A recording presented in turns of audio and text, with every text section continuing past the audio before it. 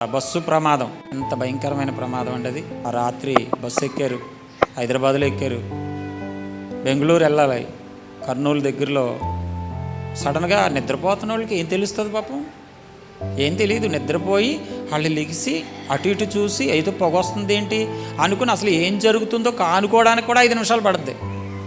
తప్పించుకుందామని try చేయడం మాట తర్వాత ఎరుగు.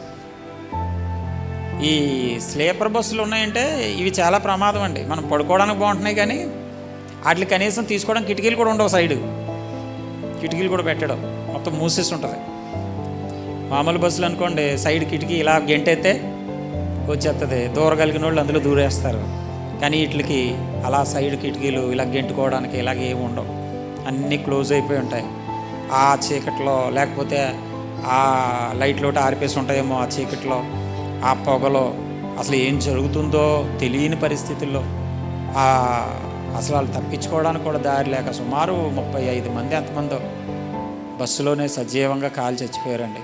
వెళ్తూ వెళ్తూ నిద్రపోతున్న వాళ్ళు నిద్రపోతున్నట్టే కాలిపోయారు. అందులో చిన్న చిన్న పిల్లలు కూడా ఉన్నారు బాబు, చిన్న చిన్న పిల్లలు ఉన్నారు. అప్పటికప్పుడే పెళ్ళైన వాళ్ళు ఉన్నారు, పెళ్ళి కాని ఉద్యోగస్తులు, బెంగళూరులో ఉద్యోగం చేస్తున్న వాళ్ళు ఉన్నారు. వాళ్ళు అసలు ఊహించి ఉండరు ఇలాగ ఇంత భయంకరమైన పరిస్థితుల్లో మాకు మరణం వస్తుందని. దురదృష్టం. నిజం చెప్పాలంటే ఆ కుటుంబాలకి మరి ఆదరణ కలగాలి. ఏమి ఇచ్చి ఆ కుటుంబాల శోకాన్ని మనం తీసేయలేం. ఒక కుటుంబంలో 4 చచ్చిపోతే ఇంకా ఆ కుటుంబం పరిస్థితి ఎంత భయంకరంగా ఉంటుంది. ఒక కుటుంబంలో 2 చచ్చిపోతే ఆ కుటుంబం పరిస్థితి ఎంత భయంకరంగా ఎంత బాధాకరంగా ఉంటుంది. నిజం చెప్పాలంటే అది చెప్పుకోలేని, అసలు అక్కడ జరగకూడని భయంకరమైన సమస్య. దేవుని బిడ్డలు సజీవంగా ఆ కాలిపోయిన బస్సు చూస్తే ఒక రకంగా మనసుకి ఎంత బాధ కలుగుతుందంటే,